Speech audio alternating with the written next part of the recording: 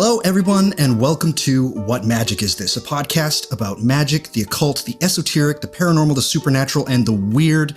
My name is Douglas Batchelor. We have a fantastic episode for everybody today. The Patreon supporters have been on fire recently with picking the topics for the show. And today we have another topic which is both fascinating and crucial, incredibly crucial to the understanding of Western magic. When it was picked, I was immediately crossing my fingers and hoping that the person that I reached out to want to have for this episode would agree to be on the show. And I am beyond delighted that they agreed to join us because frankly, I can't think of anyone better to discuss this topic with. So for this episode, we are going to be delving into the world of Jewish magic and mysticism. And my guest today is none other than a scholar of everything esoteric, who has written many articles, some of which I have linked to in my show notes for various episodes, who has shared so much knowledge and started a YouTube channel which makes me absolutely green with envy. The name of the channel is Esoterica, and if you have yet to discover it, well, you have no excuse now. And so my guest for this journey into Jewish magic and mysticism is none other than Dr. Justin Sledge. Justin Sledge, how are you? I'm doing really wonderful. Thank you for that very kind introduction. It's great to be on the podcast. I've listened to a lot of it myself, and I really appreciate your work. Thank you so much, Douglas. Oh, that's so great. I hope you didn't find some stuff to nitpick or you're like, Doug, you got that wrong. You got that wrong. I still get letters to this day, especially for my episode on Kabbalah. I just say, head to Justin's channel. Justin has a 14-part basically slideshow and lecture about Kabbalah, and it is without a doubt the greatest exploration of Kabbalah that you will ever come across. So thank you for that as well. Of course, it's my pleasure. It's I got this degree in weird stuff, and so it's really great to share it. And I'm really great there are other weirdos out there that also like this material. So I'm really grateful, and I feel very blessed to have started Esoterica and be able to have wonderful, really wonderful conversations with folks like you.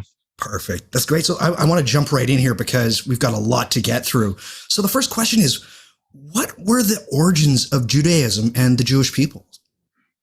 So this is a really complex question. So the origins of Judaism really have to their background in the development of Israelite religion and the rise of monotheism and Israelite religion, which wasn't actually indigenous to the Israelite religion at first. It was a henotheistic religion.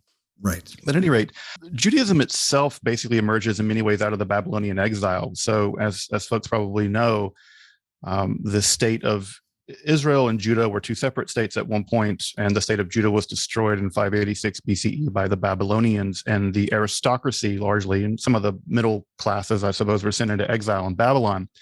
And the Israelite religion, which was a religion primarily based in around the temple in Jerusalem, had to change. And part of how it changed was an embrace of monotheism, an embrace of certain kinds of theological ideas that were very crucial, the idea that they had a unique relationship to this God. And so Judaism and the Jewish people emerge out of that exile in the further turbulence that comes along with the Roman occupation that follows and the eventual destruction of the temple. So with the temple destroyed, you have to sort out how to continue to exist as a people.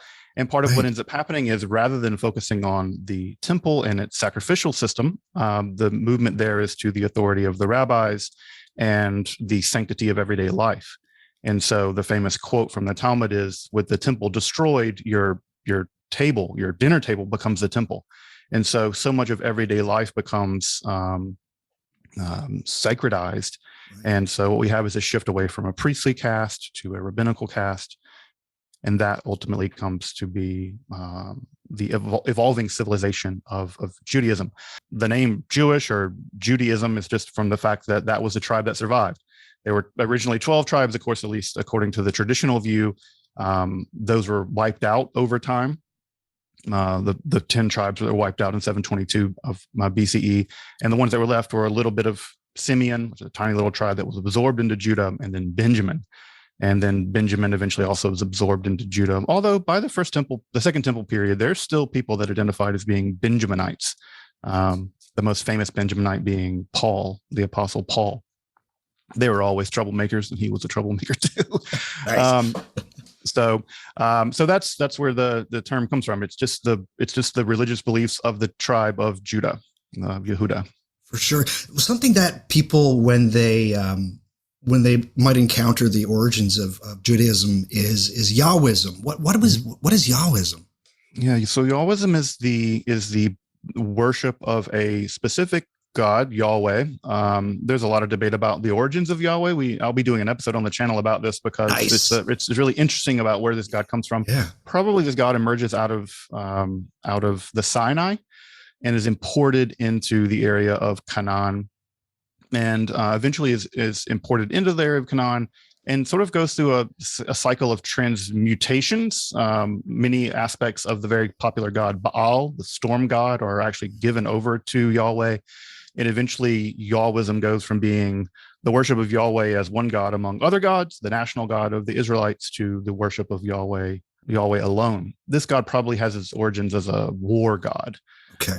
The earliest references we have in the Hebrew Bible to Yahweh are mostly associated with war. But then later you get sort of storm and like storm and rain associations, and those are typically from Baal, who are transposed onto Yahweh later.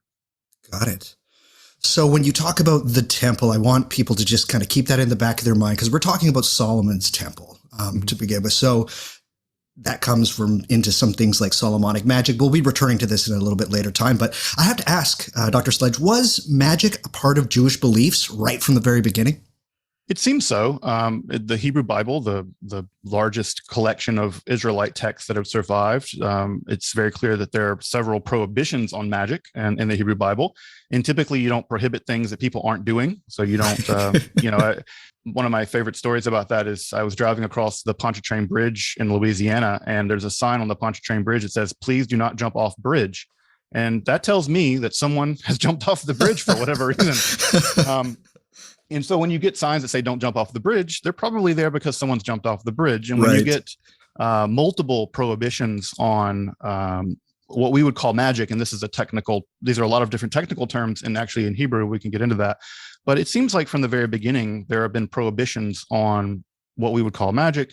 And that prohibition tells me that it was common among the Israelites. In fact, the earliest fragment of the Bible that has survived is the Kitaf Hinnom amulets. These are tiny little amulets made of silver that were recovered in a cemetery in Jerusalem. And they contain what we would now recognize as the priestly blessing. Right. And those were put into a tomb. And it seems very likely that those were used for magical purposes, probably to protect the dead from demons or shadim. And what's ironic about that, I think, is that the earliest examples of the Hebrew Bible are themselves magical objects that the Hebrew Bible itself probably prohibited. So history is never as neat as anyone would like it to be. No. But I deeply appreciate the irony of that. So those are probably magical objects that the people who wrote at least those sections of the Bible might have actually had a problem with. Right. Let's take a step back and look at the history of Judaism and magic. So what, for the most part, through history, are the most common forms of magic within Judaism? You talked about an amulet. This might have been for somewhat apotropaic means, but like what did Jewish magic, for the most part, through time look like? So at least in the early period, the Israelite period, the two forms of magic that seemed to have predominated were some forms of divination. Now, the Hebrew Bible, the Israelite law, does allow for some forms of divination. It just condemns others. There are licit and illicit forms of divination. And the other is necromancy, communicating with the dead, typically in order to tell the future. And that's the famous story of the Baalat Ov in the book of Samuel, the witch at Endor. The word witch is not a great translation of Baalat Ov. No. We can get into that more. But so it seems like the predominant forms are divination. We have lots of different words for what seem to have been forms of divination in Hebrew. And then the other, like I said, is probably necromancy. Now, there are many other forms of magic that will ultimately emerge, things like summoning angels, binding demons, the kind of classic magic you would imagine, love magic, and other kinds of magic will emerge in Jewish populations by the classical period. But at least in the earliest strata, what we see is necromancy and illicit forms of divination. Now, again, just because it's illicit doesn't mean people aren't doing it. people Right. do whatever the hell they want. Magic is endemic to every civilization that's ever existed and ever will exist. It's just that the people that wrote those sections of the Hebrew Bible did not like those forms of divination. And so they were illicit from that perspective. I'm pretty sure the people out there doing those forms of divination were like, well, you can go to hell and do what Try to tell the stop me. future. Yeah, what are you going to do? Magic is always an othering term, right? We typically use magic to describe what the people we don't like are doing. Right. So even the term magi, it's what the Persians do. It's the Greeks using a term as a way of saying, yeah, we do religion, you guys do magic. And so it's always an othering term in that regard. For sure. It has been said that monotheism makes magic impossible. Why wasn't this the case with Judaism through most of the last 3,000 years? For a good chunk of that, Israelites and Jews weren't monotheistic. So there's that. Okay. There's good evidence that monotheism really doesn't emerge until very late in Israelite history. Probably in the exile is where we actually get monotheism in a rigorous form. So, I mean, again, when the Bible says, "Mi chamocha ba'elim Adonai," who is like you among the gods, oh Yahweh, it's not a rhetorical question. They're really asking. No. They're really comparing Yahweh to other kinds of gods, which they thought existed. They just thought that their God was the best God. It's my dad can beat up your dad. Right. Theology. So there's just that. Monotheism is not really the rule. In many ways, it's the exception. So there's that. The second aspect is that, on the one hand, monotheism, a strict kind of monotheism, is going to probably preclude other forms of supernatural causation. Even things like luck really worry theologians, because if there's luck, then that seems like everything's not in the providence of God, and there's random things happening, and you can manipulate luck, and even things like that really worried some Christian theologians and Jewish theologians. Or astrology is another thing we can talk about that worried many monotheists. I think the simple reason why magic persisted and existed is because, this will sound almost silly and maybe cliche, but I think cliches are cliche for a reason. People want things out of reality. And if you cry out to your God, and for whatever reason your one God isn't delivering on the goods, well, you'll take door B. Right. And so if you're trying to make it rain and your crops aren't growing, and you sacrificed an animal and still the rain's still not falling down, well, you might go down the street to the shaman, or to the miracle worker, or thaumaturgist, or the necromancer. Circle drawer. Sure. I just think that people are interested in what works, and sometimes God doesn't work, and if God doesn't work, then you might try something else. So I think just people have a lot of tools in their back pocket, and they'll be good monotheists until it doesn't work. Right. Now, compared to other places in similar time frames, why is there, I think people might have in their mind that there's a huge amount of evidence for magic in early Judaism, but there's actually very little archaeological evidence for it. But why do you think there's so little of it? There's some evidence. Evidence. I think that part of the reason why there's just not much is because the Israelite society was tiny by comparison to ancient Egypt or ancient Mesopotamia. This is a very provincial, tiny society living primarily in the Judean highlands. Even, again, I think people often think of King Solomon ruling over a giant kingdom. Jerusalem probably had 3,000 people living in it. It was, it was 2 square miles or 5 square miles, and it was tiny. So it's just a numbers game. Archaeology is always a numbers game, and what survives really has a lot to do with the accident of history and just having a bunch of stuff to pass through the sieve of history. And so I think that's part of it. I think the other part of why and that's just true of, archaeological. I mean, the amount of archaeological evidence we have for Solomon's temple is basically nothing. Right. Basically nothing survives from Solomon's temple. So if that's the center of Israelite life and the most elaborate structure they basically ever built, and nothing survives, unsurprisingly, other things aren't going to make it either. So that's part of it. Also, it seems pretty clear that, and how I'd phrase this correctly, there were several instances in Israelite history where various kings, and the 2 kings that are coming to mind here are Hezekiah and Josiah. These are all like children of the corn names. Hezekiah and Josiah actively suppressed what they took to be heterodox Israelite religious practice. And we have evidence of them doing that. For instance, the shrine at Tel Arad was a Yahweh shrine. They didn't want Yahweh shrines that weren't in Jerusalem, so they tore it down, which is great because it was no great for the people at Tel Arad. It's great for archaeologists because they found it later. So there's also was a consolidated effort on the part of at least some Israelite kings to destroy heterodox practice in the interest of consolidating religious and theological power, which there was really no difference between those at that time, in Jerusalem. In fact, the writing of the Hebrew Bible, probably parts of it at least, are part of that process, or part of the process of centralizing theological religious authority. Now, that's not unique to Israelite society. The Babylonians did it, the Egyptians did it, the Romans did it. It's just that's part of it as well. It's just that probably some of it got destroyed. So it's a numbers game. Some of it got destroyed. Also, a lot of these practices were probably folk practices, and folk practices often leave very little archaeological remains. So if someone is making a kind of curse doll, if it's being made out of perishable materials, it's just not going to survive the time. And so we also don't have a lot of evidence of folk magic in history, but we know that folk magic was the largest, most widely practiced form of magic. It just so happens when you carve something on a piece of lead and throw it down a well, those tend to survive. Right. When you write a curse on just a piece of papyrus, it's not going to make it. So I think it's a combination of those kind of things. For sure. One of the things that you mentioned was necromancy. Now, one of the few references to a magical act in the Bible is the story of the Witch of Endor, who you alluded to earlier. Does this indicate the act of necromancy was something that was practiced? As you said, like if they're saying, don't do this thing, we also have instances where don't start a cult to the angel Michael. They'd say that because there would probably be a cult to the angel Michael. But necromancy itself, what did Jewish necromancy look like?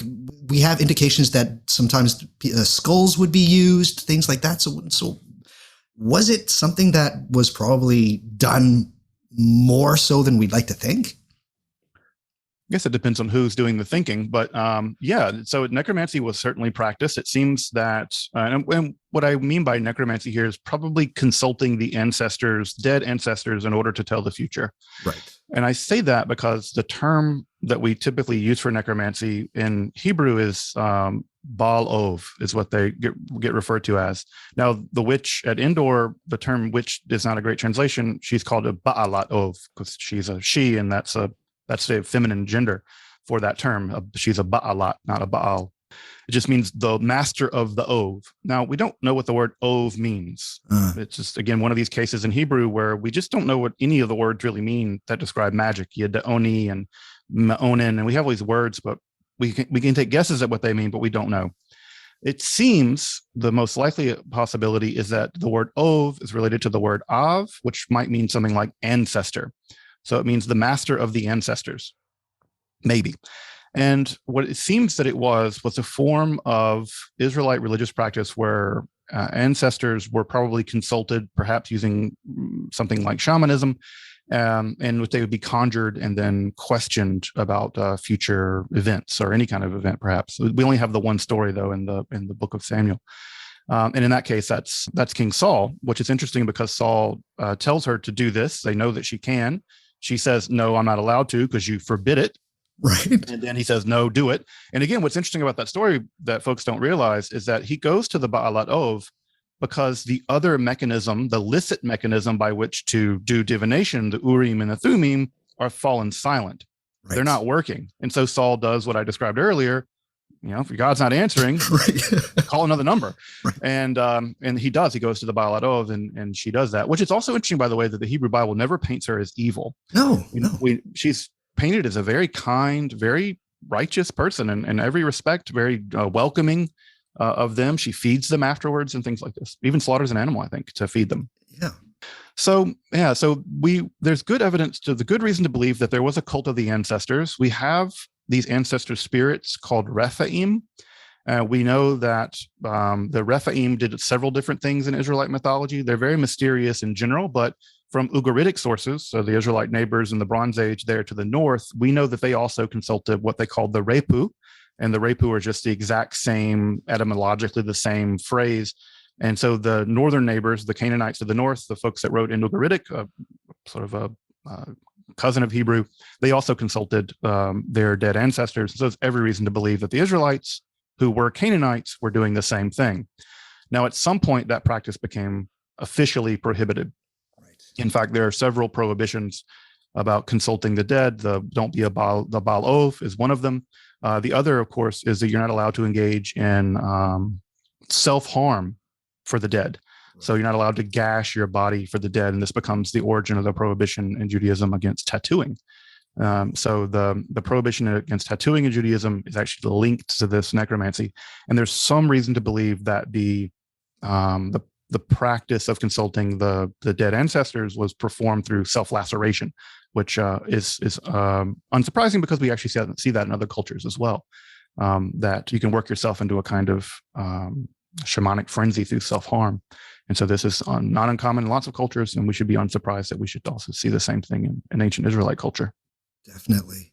One of the more interesting videos that you have where you're talking about early Jewish magic, you talk about the Hebrew Bible, and you say there's a good way of understanding the Hebrew Bible is it's not a monolithic work. It's a series of stories that are kind of strangely displaced in time. But how does understanding the Hebrew Bible in regards to seeing certain prohibitions on certain types of magicians and practices tell us about the widespread use? So there's two things I could say about that. So yeah, I think that the way to think about the Hebrew Bible is not the Bible. I think the Bible covers over the fact that it's a very complex text. I always say that it's like a library. It's like an Israelite library. There we go. And that if you were to say to someone, well, the library says you can't do this. The library says all kinds of things. But libraries are full of all kinds of strange, contradictory books. So this is, if you've ever been sort of beaten with the sigil of the Bible says, I'm like, yeah, libraries say all kinds of things. Right. So the first thing is that the Bible's not a monolithic text, as you said, and the prohibitions in it are from different periods of time. And so they reflect different kinds of practices. And it may even be the case that some prohibitions were prohibiting things that had already passed away, that they didn't even know happened, or that weren't happening in their lifetime anymore. And what's interesting about that is that because the Hebrew Bible, becomes the core book of Judaism, it's not the only book, it's just the core one. What's interesting about that is that many of the technical terms for magical practices, things like ma'onen or mechashef or whatever, by the time that the rabbis emerge in the Second Temple period, the exact nature of those magical practices were actually lost. No one really knew what they were.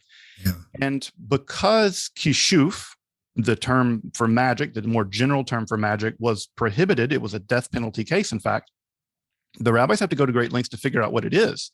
Right. And what's fascinating about that process is that because no one quite has a handle on what these words mean, what does it mean to be a Baal Ov or a Yidaoni or a Ma'onin?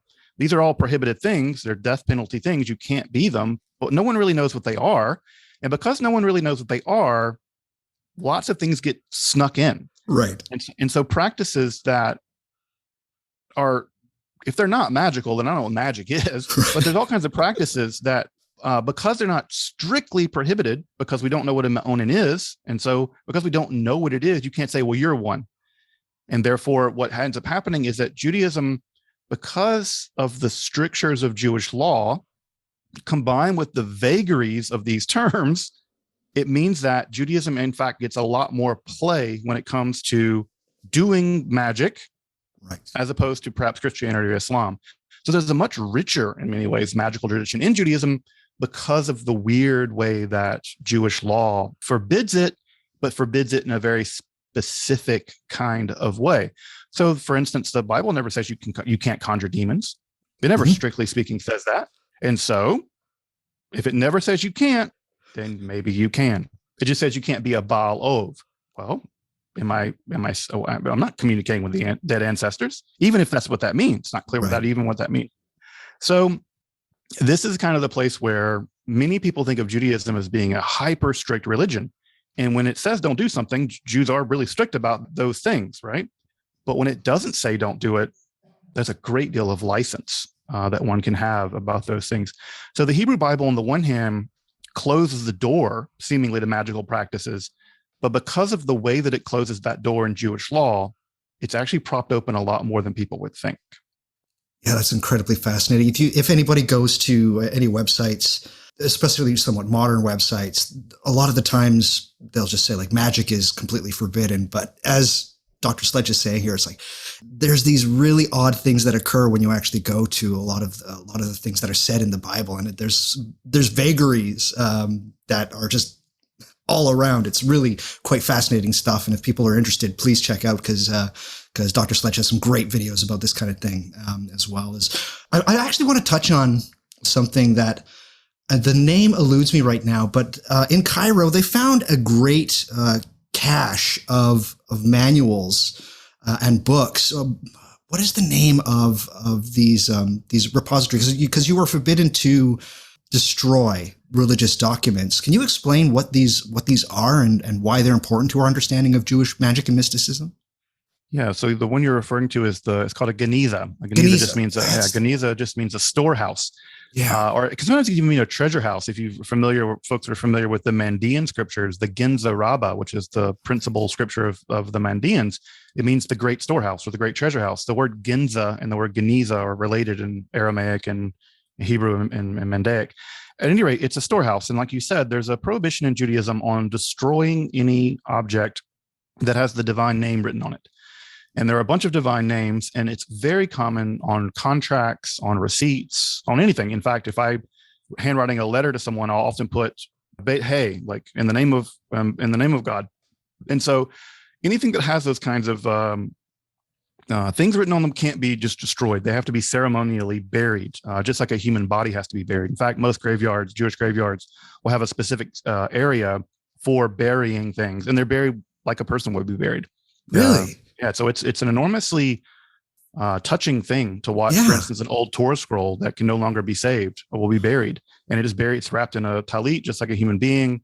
It's buried in like a casket. It's treated with a great deal of sacredness. Well, what's great about the Cairo Genizah is that people shoved a bunch of documents up there, and for whatever reason, never got around to burying them. Okay. And so for 1,000 years, people just shoved things up there. And in the 19th century, this was rediscovered, and people began to do the work of looking through this. Basically, it's like a trash heap of documents. And what's really important about that, as you mentioned for our conversation, is that magical manuals are found. That's right. Amulets were found, magical manuals. In fact, I think the earliest, most complete magical manual from late antiquity, with the exception of the texts that come out of the Greek magical papyri, is the Sefer Raziel. And this is the book of the secrets of God. Raziel means secrets of God. And the Sefer Raziel is a book of what we would now probably call ceremonial magic, and very related to the Greek magical papyri in many ways. And it's probably one of the earliest intact books like that from late antiquity. There's also a ton of amulets that have been found in the Cairo Genizah. There's also some literature that we would call Hechalit literature that's been found, some Sartora stuff. So now there's also just a bunch of receipts and random things. Right.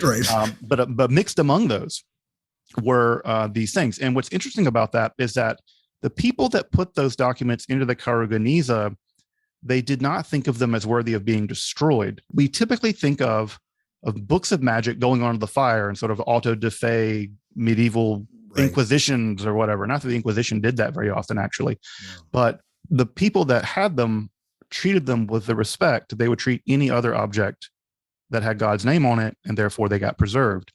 So it wasn't like they're like, "Ooh, magic, this is bad, let's toss it out." It was like, no, this is worthy of being preserved and buried with like any other document that has God's name on it and with the proper reverence. So yeah, so the Sefer Raziel was recovered. Or I'm sorry, it's not the Sefer Raziel. I'm wrong about that. Sefer HaRazim. My apologies. Yeah, the Sefer Raziel is a later magical book, but it's the Sefer HaRazim, the Book of Secrets. So my apologies for transposing my ancient Jewish grimoires. Wonderful. Now, one of the things that if somebody's to crack open, say something like the 3 books of occult philosophy, all the way from like the Renaissance to now, particularly for, I'm just going to say more lodge-based magic, you'll see the Hebrew alphabet.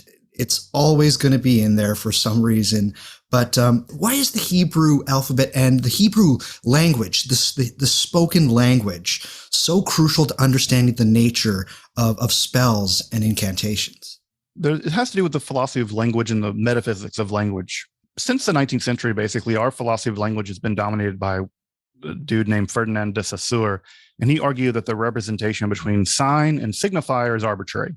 So it doesn't really matter if you use the word cat or chien or whatever. It does. These words have no connection to the metaphysical reality of a cat. Right. The word doesn't have any connection at all. Well, that's a very modern way of thinking about language. Medieval people, ancient peoples, especially ancient Jewish people, were completely convinced that there was a metaphysical connection between the words and being.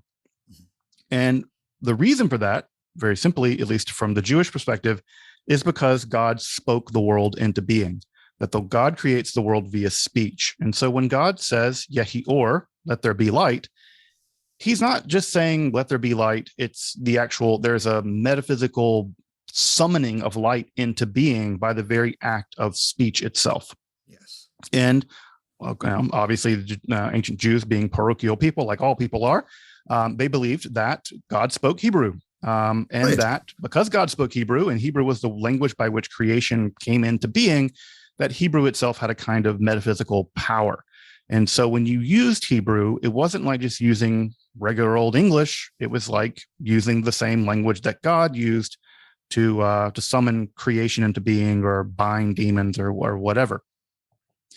And so Agrippa, for instance, follows in this tradition and argues that all languages ultimately derive from this kind of primordial Hebrew. And therefore, if one wants to affect reality through speech, incantations, right?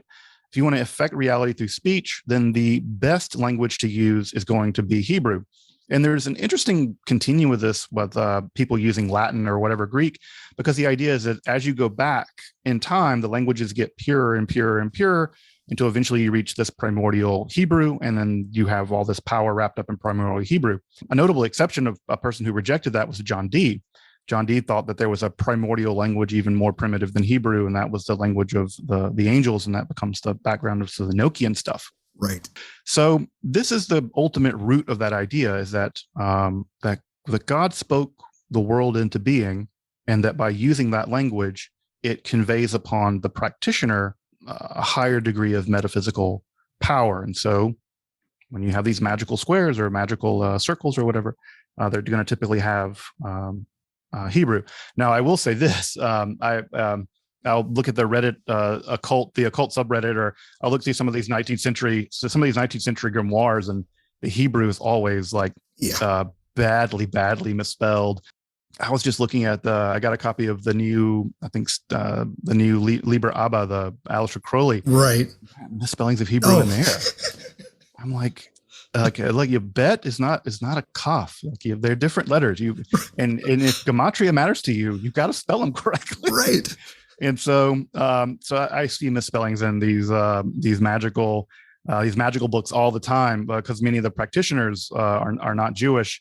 And when you see Hebrew letters backwards and things like that, and you're like, no, that's not the way that's spelled. But I guess maybe the angels will give you an A for trying. Right. Like, okay, you misspelled my name, but I'll still show up and help someone fall in love with you or whatever. Right. I'd like to step back into history for a second here and take a quote from a book that I really, really like. And there's a chapter in this book that deals with Jewish, Greek, and Roman magic. And it's Chris Gosden's Magic, A History. He says this: the two small states of Judah and Israel in the first millennium BCE are exemplary in that they were connected to the Egyptian, Aramaic, Babylonian, Assyrian, and Greek worlds, among many others, acting as a vector for influences from all these and more, but distilling out of this flux something particularly Jewish, which is, as we see in things like the Renaissance, the Western magical tradition had a somewhat Jewish flavor. But how did this come to be so, this distillation? Of all of these influences, why did the Jewish influence reign? Why did the Jewish influence particularly end up surviving? Yeah.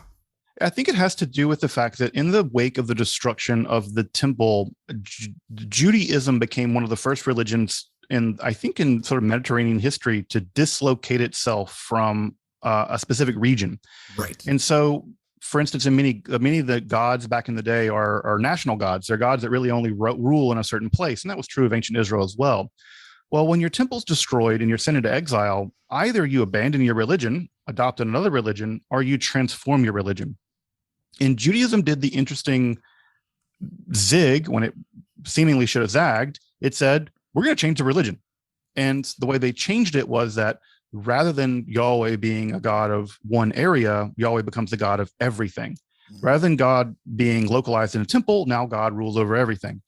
God becomes invisible. God doesn't have to be in a specific place. So it's no like, you have Demeter of so-and-so and Demeter of this town, Demeter of this town. No, the Jewish innovation is, no, Yahweh is just the only God that exists, and Yahweh is the God of everything. And therefore we can be anywhere and be adherents to this religion. The Romans found that to be very, very weird. Right. The Romans had a very weird relationship with Judaism in general. Yeah. But part of that distillation is that because Israel developed at the crossroads of all these different places and was colonized and ruled over by all these places, like lots of oppressed peoples, what ends up happening is you end up taking on aspects of your oppressor for better and for worse. And as you take on those aspects, some of them you adopt and some of them you don't. And there's kind of a selection process that happens. And I think that Judaism thrived because it was able to adopt many of the traits of other cultures without losing their own distinctive identity. And then they were able to move out of their homelands by force in the case of the Roman expulsion. And they were able to thrive in other places in ways that if you were to take, an Assyrian out of Assyria, their god's Ashur, and they have to worship Ashur in Nineveh. Right. And outside of that doesn't make sense. Well, with the destruction of the temple, Jews had to innovate, and the innovation is monotheism. And therefore, because monotheism, God is everywhere, your civilization can thrive anywhere. Rabbi Mordecai Kaplan, who I closely align myself with, has made the argument that Judaism isn't a religion or an ethnic group. It's a portable civilization. It's a civilization that doesn't exist in a nation. Rather, it exists in the people that carry it around. It's a nationhood of mimesis, not a nationhood of polis, which I think is an interesting distinction. And I appreciate the idea that Judaism is a portable civilization, as opposed to a distinct religion or a distinct ethnic group. It's those things, but more. Amazing. One of the places where this strange synthesis of all of these beliefs kind of come to a foray and that we have archaeological evidence for is a personal favorite of mine, the Greek magical papyri. But what is interesting to note about the Jewish influences in something like the Greek magical papyri? Because more so the PGM as opposed to the PDM, which is more Egyptian because it's demotic, right? But when you'll be in there and you'll see Adonai next to other Greek names, it's such a fascinating document. Yeah, the Greek magical papyri, like basically all magical texts, are really marked by their syncretism. And again, I think that there's a reason for that, and that is when you're trying to get things done, get someone to fall in love with you or win a horse race, you kind of take all the gods at once, pick a god, any god. Right. And so you don't get picky when you're trying to get cured of a disease or whatever.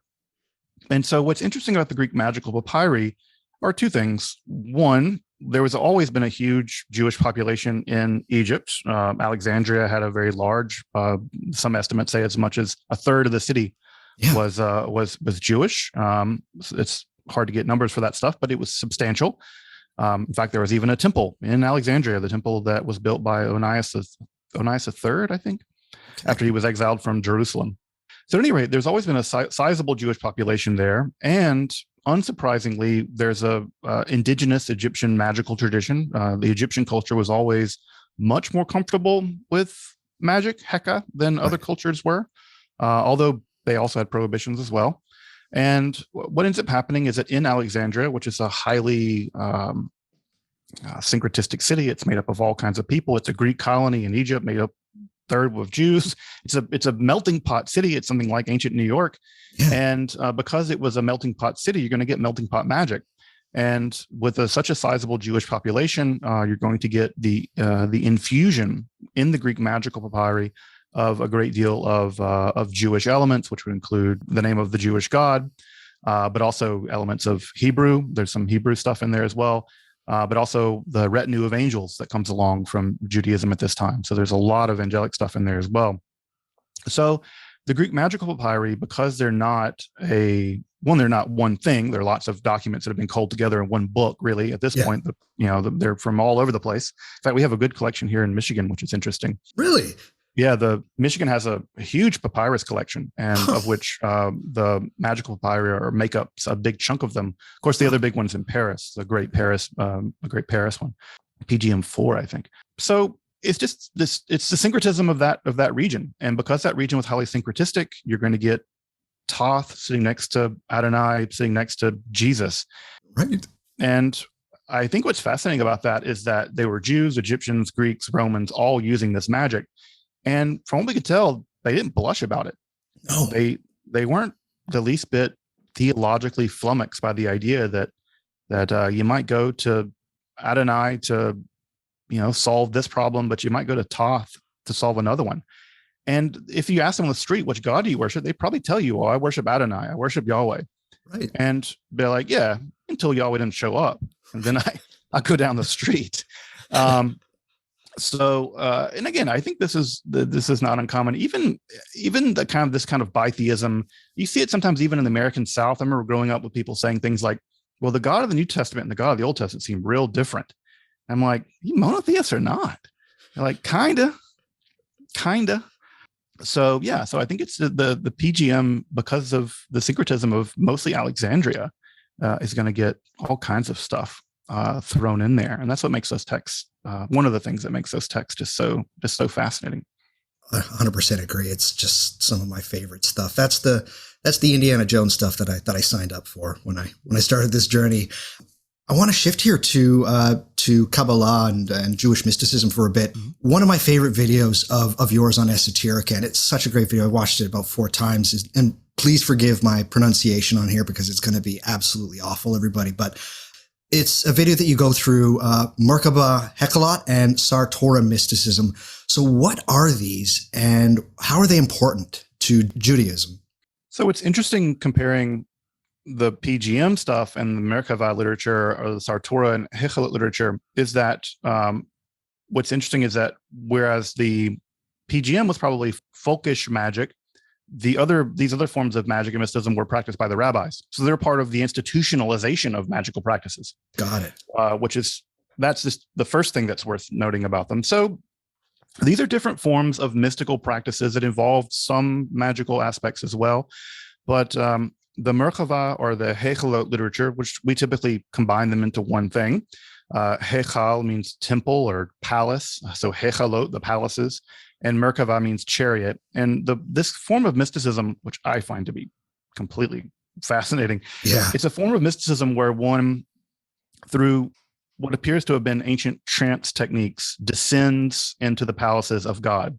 Descends, right? The people that do it are called Yordei Merkava. They're descenders to the chariot, which has always found that to be so weird, that you descend to God's throne. Yeah, it's a descent to the divine, not an ascent.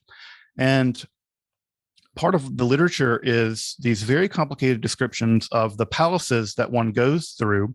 And one kind of imagines it sort of like a maze, like the maze in The Shining, right? Where you're trying to get to the center of the maze. And that to get to the center, you have to go through all of these palaces, and these palaces are all guarded by these very terrifying angels. There's all the rage now, biblically accurate angels, where Merkava accurate angels are the most terrifying. And you have to provide them all kinds of passwords and magical gestures to bypass these angels to get into the inner palaces where God dwells. And that the purpose of this form of mysticism was there are 2 things. One could be given a glimpse of God's grandeur, which if one had to be careful because it could make you crazy or kill you, which did happen in the literature. And the other is that, and this is even more bizarre, one could sit on the throne of God, and this would transform you into an angel. And that's linked up with the Enoch literature. Enoch, of course, was also transformed into the angel Metatron, which is another weird story. Mm-hmm. But this literature was very popular among the rabbis. The most famous story of this literature is in the Talmud, where 4 descenders descend into the chariot. They only get to the outside gates. They get to the outside walls. And one of them is okay. One of them dies. One of them goes crazy, and the other becomes a heretic. So this is really dangerous. And some of the literature actually even says, like, we learned this password from so-and-so and he got it wrong and almost got us killed. And so it has a very bizarre literature attached to the Merkava, the descending into the throne, the chair. And it's called Merkava chariot because God's throne is often depicted as having a chariot, like looks a bit like a chariot. Right. The Sartora literature is adjacent to this, is where one summons an angel called the Sar Torah, the Prince of the Torah. And this angel rapidly teaches you rabbinic lore. So rather than having to go to school, it kind of just downloads all this lore into your mind, cool. which is neat. Sort of very like a bit like the Ars Notoria tradition in the Middle Ages. I was going to say, yeah, where you stare at these images and you learn stuff without having to study, which is right. Sounds like great magical cheat sheet. Just like it's basically straight in. Straight into your mind. There's another form of mysticism also adjacent to this called the Shior Koma mysticism, where one actually views the body of God, and then one measures the dimensions of God's body. Shior Koma is Aramaic for the measurement of the vastness. And the literature is incredibly bizarre, where the distance between God's eyebrows is measured, the distance between God's nose is measured, God's ears and God's beard is measured, and it's measured in this Persian unit called the parasang. And you get these. It's just a list of the various names of God's body parts. Like the left eyebrow has a specific name and the right eyebrow has a specific name. And then you measure the length of God's eyebrow in parasangs. And it's these, obviously, you imagine these huge numbers. Forget God's beard's like 36,000 miles long or something. I forget exactly how long it is. It's a big beard. It's a big beard, unsurprisingly. Right. So that is even more of a bizarre form of mysticism that emerged in the late classical period. And all of these were being practiced by the rabbinical elites. So again, one can say that the Judaism forbids this kind of thing, and the evidence is not there for that. The evidence is for the opposite. You have rabbis, the rabbinical elites, engaging in very strange practices. And again, if sneaking into the palaces of God to reveal God's body and get transformed into an angel isn't magic, then come on. I mean, sounds pretty magical to me. Get transformed into an angel by learning secret passwords and sneaking past angels. I mean, why that's not a video game yet, I don't know, but it certainly looks a lot like, if someone told me on the street they did that, I was like, well, you're a wizard. You're right. So this is a fabulously interesting form of mysticism that we're also just now learning about really since the 19th century. So fairly new understandings. Absolutely. So let's talk about angels a little bit more. Besides Kabbalah, one area of Jewish magic and mysticism that most folks will know is the tradition of heavenly intermediaries like angels, which in magic circles seems to be having a bit of a renewed interest these days. Everybody wants to go back to the angels. It seems to happen like every 10 years. It's just like, let's talk about angels again. But what do people need to understand about the Jewish concept of angels and their intersections with magic? And are there any texts? You brought up the Sefer Raziel as well as the Sefer HaRazim. But do you think that there's any other texts that are foundational to this specific variety of magic? Yeah. So the interesting thing about angels is how they evolved over time. The Hebrew Bible, with the exception of Daniel, doesn't have much in the way of angels. Daniel actually has the only two angels that are named in the Hebrew Bible. Raphael gets named in the book of Tobit, but angels don't play a big role in the Hebrew Bible as much as one might think. For instance, in the Genesis creation story, they're never even mentioned. No. The angels never get described as even being made. So it's interesting that the writer of that Genesis story, the angels are so unimportant or uninteresting to that writer that they never even mentioned them being created. That's just an interesting aspect of it. Now, what ends up happening is that during the rise of the apocalyptic period in Jewish history, and this is right after from the Babylonian exile up until the early part of the late classical period, there is an enormous explosion in interest in angels. Yeah. And you get dozens and dozens and dozens of angels. The book of Enoch and things like this. And so it's in that period that you have a big profusion of angels, and angels are doing all kinds of things. They're sort of God's proletariat. They're just out there, the working class of the divine beings. And it's because they're in charge of all the machinations of nature, that, everything to even pushing planets around, they're kind of out there just working. And because they have all these abilities, the idea, at least in Jewish magic, is that the people Israel have a unique covenant with God. And because of that covenant, the Jewish people are provided certain kinds of blessings. And one of those blessings is that they can invoke these beings. They can summon them basically and help you out with something. And so there's a long history of summoning these beings to assist you with something or to learn something, right? Because the angels, in the Hebrew, it says they can peek behind the veil. They can look behind the paroches, this idea that God hides the future from everyone, but the angels can kind of peek behind the curtain, so to speak, and they kind of can know what's going on, or they have at least a vague idea what's about to happen. And so the idea is that you can summon them, and by knowing their name, typically the name describes sort of what they do. For instance, Raziel is the secrets of God. So if you need to know that's your secrets guy, right? And Raziel has an interesting backstory. I think of these characters like comic book characters sometimes. Raziel has an interesting backstory, is that when God expelled Adam and Eve from the Garden of Eden for their sin, God kind of felt bad for them. Here's a guy. Here's a guy. And so literally what happens is that God says, okay, Raziel, what you need to do is go down on Mount Horeb, and every day at dawn, you can whisper the secrets, and that the people that are capable of hearing will hear them. And so it's kind of a boon for mankind that if you're listening hard enough, I guess, you have the right transceiver, you can hear the voice of Raziel. And there's a book attributed to Raziel that contains astrology and magic and amulets and all kinds of things. So the idea is that you can kind of interact with these beings and you can summon them. Now, there are also malevolent beings as well. Even less than angels in the Hebrew Bible are demons. There's very little in the way of demons in the Hebrew Bible.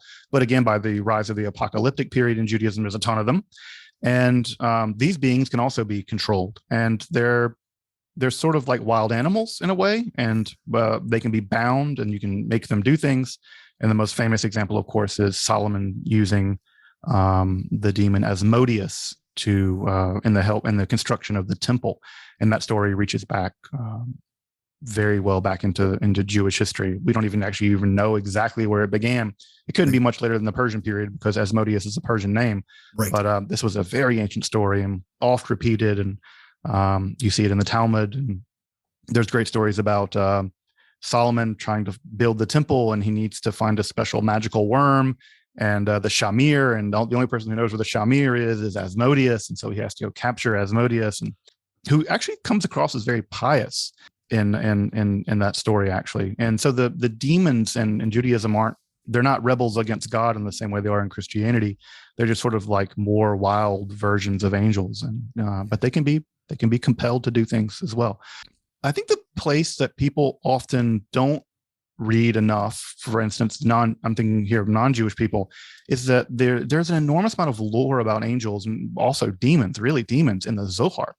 The Sefer Zohar, the main book of the Kabbalah, written in the 13th century. And there is just enormous amounts of stuff about angels and demons in the Zohar. And because that text is so imposing, and because it's only been recently translated completely to English, most folks who don't read the crazy Aramaic that it's written in don't have access to it. But right. If folks really want crazy angel lore, the Zohar is it. And I will say that if you don't want to buy the whole 12-volume Pritzker Zohar, Isaiah Tishby's The Wisdom of the Zohar is arranged, it's a 3-volume set, and it's arranged by topic. And there's a whole long sections on angels and demons. So if you just want to read the angel and demon lore of the Zohar, I'd recommend folks pick up the 3-volume Tishby edition, The Wisdom of the Zohar, and it has the whole sections on angels and demons. And those are just, the Zohar has the most bizarre things, like if you masturbate and produce semen and the semen isn't deposited in the correct place, then the demons feed on the spent semen, and they produce more demons, semen demons.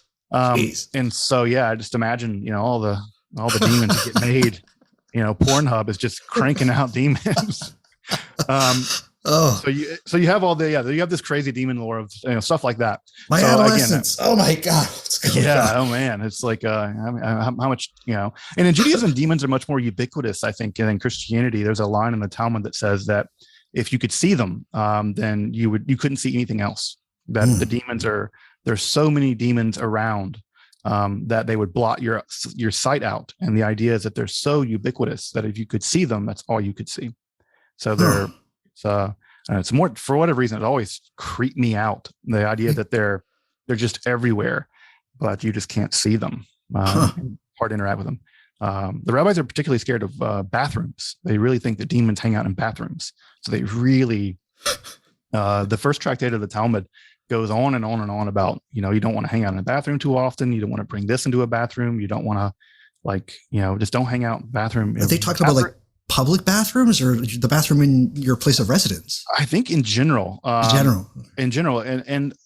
So for instance, there's a custom in Judaism of putting a mezuzah, which is sort of a piece of a scroll from the Bible on every room of the house, including obviously the front door, but you don't put them on the doors to bathrooms. And the idea is because there is no amulet, there is no mezuzah on the door, then the demons can congregate in the bathroom for whatever reason. Okay. And they're particularly worried about bathrooms in ruins. The rabbis are also terrified of ruins. They think that ruins are especially infested with demons. And so, there's a lot of, they're like, it's better to sleep in the open air if you're on a travel than to sleep in a ruin, because the ruins are infested with demons and they'll get inside your mind when you're asleep.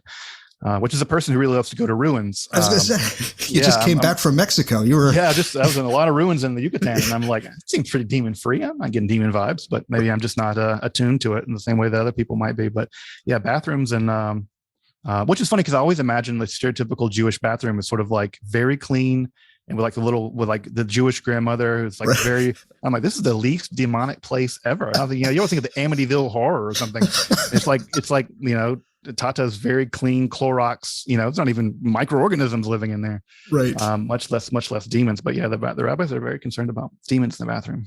For sure. So things like would you suggest for people, instead of just like, say, going straight to something like John Dee's Enochian, maybe taking a look at something like the Sefer HaRazim or the Sefer Radziel? Is that kind of just if one wants to get a more Jewish context as far as angels are concerned, are those kind of like the go-tos? Yeah. So Sefer HaRazim is good, especially for a late classical glimpse of angels. Also, I'll say that I'll push a book of my friend Miko, who has just written a book called Angels on My Left, Angels on My Right. And it's a book about angels in late classical Judaism, which is a really great book. I can send you a link and folks can check it out if they like. Definitely, it's one of the best studies I've seen recently. And she's a good friend of mine.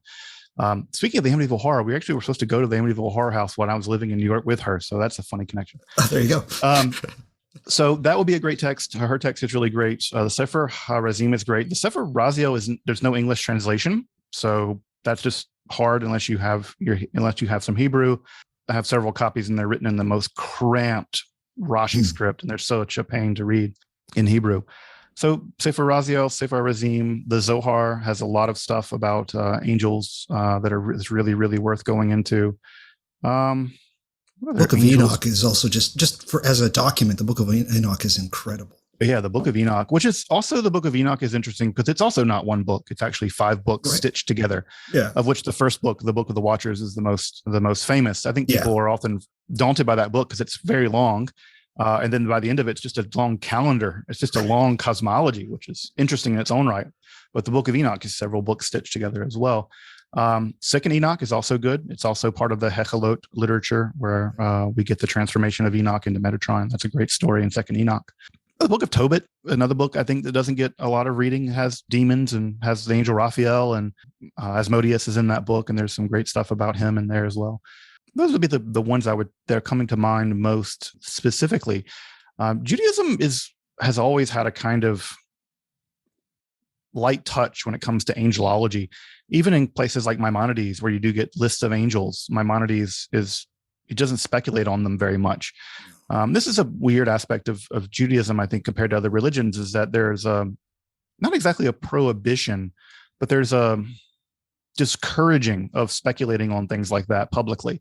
Yeah. And so speculating on the beginning of the world, on the end of the world, when the Messiah is going to come, angels and demons, the rabbis are always very reticent to do it.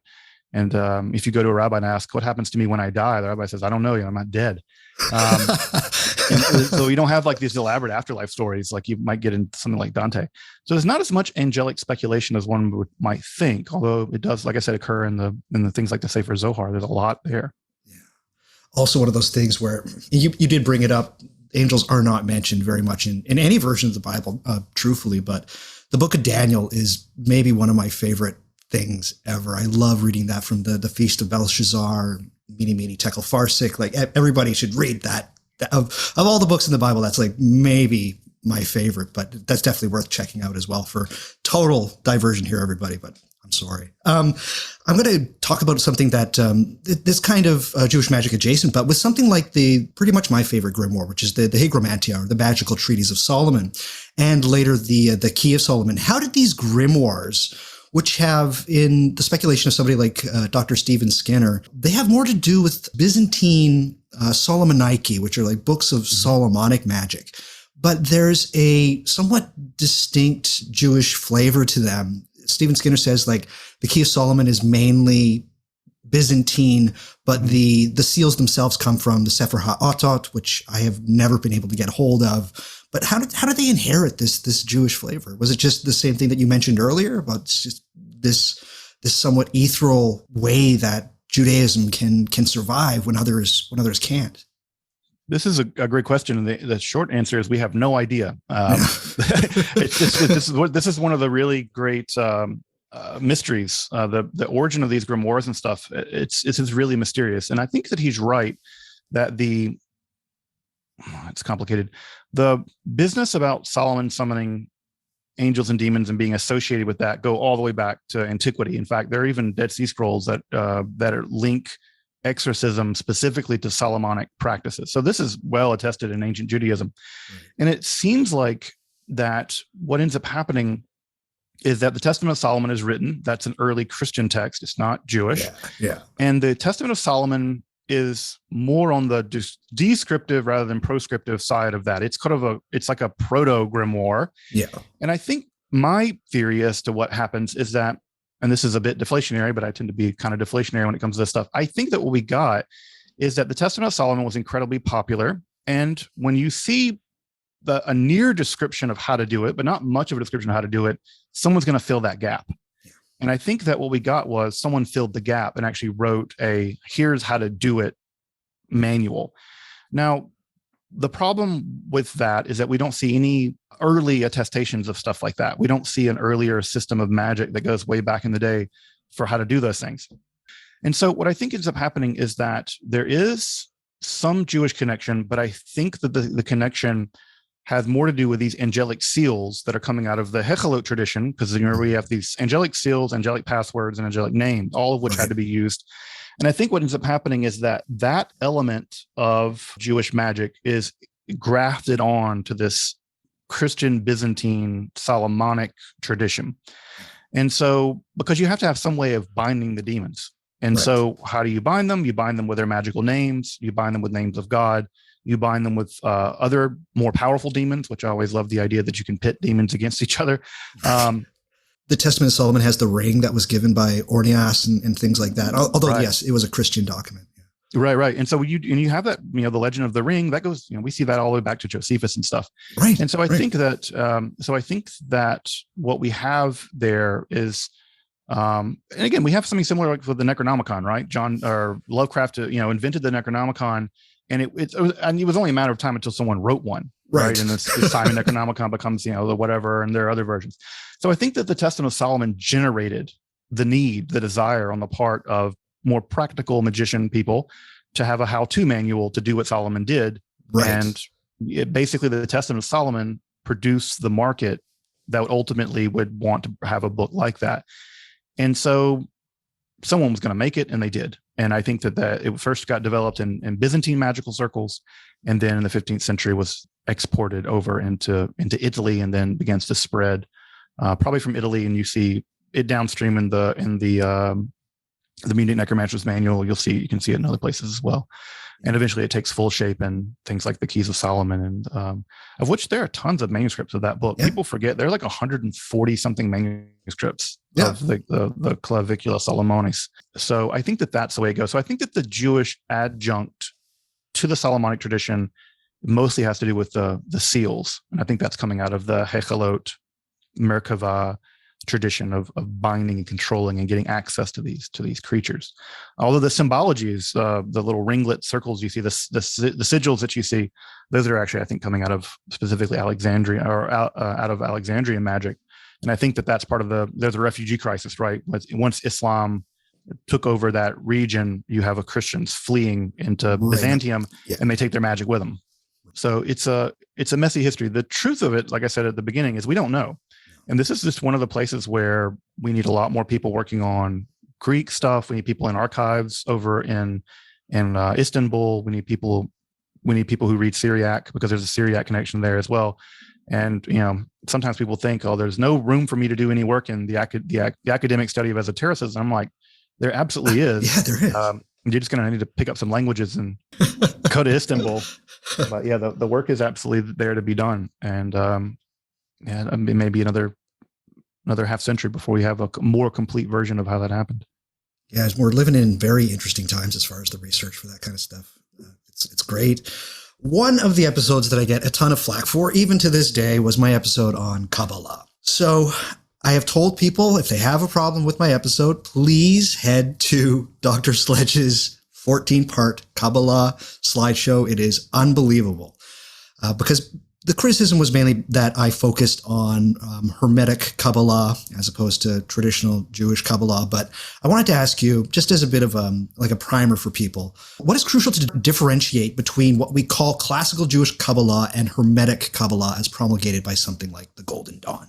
So traditional Kabbalah is intimately attached to Judaism. There is no decoupling Kabbalah from Judaism.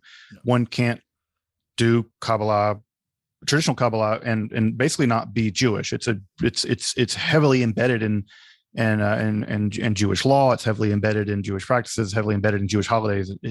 They're impossible to decouple.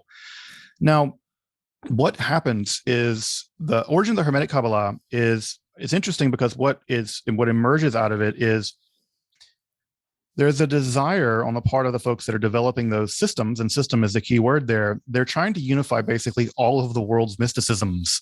Right. And this is everything from their interpretation of Tantra to Kabbalah to grimoire magic to tarot to everything. And to do that, what they need is to develop a system of correspondences where this equals this equals this equals this. Right. And so what ends up happening is they need to get the Sephirot, the 10 Sephirot, they need the tarot, they need I Ching, right? They need all this stuff to work together. Now, I would not want to have anything to do with that task, but to their testament and to their genius, they did concoct a system of correspondences and a system of magic out of it, which I can think of it what I want, but it is a work of titanic genius. So the Hermetic Kabbalah is much more about taking elements from Judaism and appropriating them to this systematic process of building a magical system. Now, as you can imagine, in order to get those correspondences to work, whether it's the Sefirot and Tarot or the Sefirot and I Ching or whatever, to get those to work, you're going to have to greatly simplify all of those systems. You got a lot of fat to trim. Yeah. And I think the biggest thing that from the Jewish angle, where traditional Kabbalists would beef with it, is that it's unrecognizable by the time that they trim away what they have to trim away to get it to graft it onto all these other things. And I imagine that folks who practice I Ching, traditional Chinese divination, might think the same thing, although I don't know. And so the complaint on the part of a traditional Kabbalist would be, well, by the time that you've cut away everything, all you get basically is this Sefirot, and the Sefirot are sort of fossilized into this one configuration, the tree of life, where in traditional Kabbalah, they're mobile and dynamic, and they move around, and they're one Sefirah might be having a more dominant influence than another at a given moment or something like that. In fact, the entire task of Kabbalah is to balance them. They are actively imbalanced, and it's through the practice of Jewish law, among other things, that one rebalances them, and that's kind of the whole point of Kabbalah. And so, if you present a perfectly balanced version, the Kabbalist is going to look at that and say, "Well, we're done. Right, you balanced it. Yay! Everybody go home. Yeah, we're done. All right, everybody, wash your hands and take a break, have a beer. Yeah. So the big difference between the Hermetic Kabbalah and the traditional Kabbalah is that traditional Kabbalah is intimately linked with Judaism. It's not decouplable. You can't extract it. And the process of taking Kabbalah out and applying it to these other systems, what ends up happening is it becomes largely unrecognizable. And so when I read a lot of Hermetic Kabbalah, I'm often just flummoxed because I'm like, this is really interesting. I don't have no idea what it has to do with traditional Kabbalah, right. But these are very, very different things. They're very different. And then when I do academic work on Kabbalah, I always maintain the difference between spelling them so that, Kabbalah with a C, right, is Christian Kabbalah, with a K and with a Q. And so I try to maintain a distinction because I think that if you blend them all together, one, you lose the genius of all three of them. And then if you blend them together, you also have a mess that doesn't make any sense anymore. Also, I'll say this about Hermetic Kabbalah is that it's heavily indebted to Christian Kabbalah. Yeah. And I think that's often lost on modern occultists in many ways who want to distance themselves from Christianity. But of course, Hermetic Kabbalah is only really possible because of the heavy lifting done by people like Guillaume Postel and Reuchlin and Agrippa. And really, it begins in many ways. The whole correspondence thing begins with in a lot of ways with Agrippa, and so you see it there. But I think that's the biggest difference. Now, does that mean that one can't appreciate Kabbalah and not be Jewish? This will close practice question. I don't know. Right. This is a kind of a more insider baseball than I'd probably drift into. But I think that one can actively appreciate any mystical system from the outside and incorporate elements of it into one's worldview. But I don't think that Kabbalah makes much sense outside of an actively practicing form of actually Orthodox Judaism. Right. And that's, I think, what people often were shocked by is that we often think of mysticism as sort of hippy dippy, you do what you want. No. But though most mysticism in the Middle Ages, Kabbalah, Christian mysticism, Islamic mysticism says, no, you can be mystical and get union with God, but if you break the rules, we'll kill you. Right. And they're often more conservative when it comes to following the rules than even their local co-religionists. And so, the Kabbalists were very strict about the observance of Jewish law in a way that I think when we read it now, we're like, God, these were fundamentalists, and they were. And they really were, because they really did believe that following Jewish law rebalanced the Sefirot. That was how you did it. Especially the more obscure, crazy Jewish laws, like whatever Jewish law was the most weird to them was the one that had the most ritual significance. Right. So they really put a lot of emphasis on ones that would otherwise get not much emphasis because they thought, no, if it doesn't make any sense, then God's hiding something, and that must be the most secret. So the whole thing about mixing linen and wool together, most people read that and go, who cares? But the Kabbalists are like, no. Right. You can't mix it because it makes demons. Unsurprisingly, right. So keeping them separate prevents demons from coming. So heaven help you if you wear mixed linens while you're going to the bathroom. God, you're done. It's over. It's over. As far as documents for people wanting to look a bit more into what we'll call traditional Jewish Kabbalah, something like Sefer Yetzirah, what for you are things that people should look into? So the canonical books, and I do really say canonical because in many ways in Orthodox Judaism, these books have scriptural weight. They become a kind of scripture. Now, it's not the case that they're going to trump the Bible, but it's the case that they're authoritative. They've affected Jewish law, which is the most clear way that they're authoritative. The classical texts are Sefer Yetzirah, but good luck with that. No one knows what in the world that means. One of the most mysterious little books ever written. So the Sefer Yetzirah, there's a great study of it by Tzahi Weiss that I'd really recommend. There's a Sefer Bahir, which is probably the earliest pure book of Kabbalah. It's also relatively obscure. The story about it was that it was written, and then someone took all the pages and threw them into the air, and then bound them how they fell. So the book is just sort of editorially a mess. So the Sefer Bahir, that's the first time the Sefirot appear as emanations of God. So that's probably the other monumental book would be the Sefer Zohar. That's the core text of Kabbalah. It's enormous. It's a super big text. But I love in your bio how you say you're studying the Zohar, which will take you the rest of your life. Yeah. It's an enormously challenging text. It runs into 12 volumes in the most recent English translation, and even in the standard 3-volume Hebrew edition, it's cramped, and It's a very, very difficult text. So the Zohar is the next. And then you get into the more systematic works of Lurianic Kabbalah. These would be the Kitvei Ha'ari, the works of Isaac Luria, or really his disciples. Those run into, I think, 20 volumes or so. I think the majority of those have not been translated to English. You have the works of Abraham Abalafia. Also, they run into about 13 volumes in Hebrew. They've not been translated. Really? Yeah. Abalafia. What? Yeah. Even in the history of Kabbalah, the sections where Abalafi actually describes his meditative techniques, the techniques by which one attains prophetic trance, those sections weren't even printed. They would often not be printed because of the anxiety that people had about them. They've only recently been reprinted. And there's no English translation of Abalafia's collected works. Again, people often say, like, is there work to be done? I'm like, yes, there's work to be done. There's a mountain of things that haven't been translated.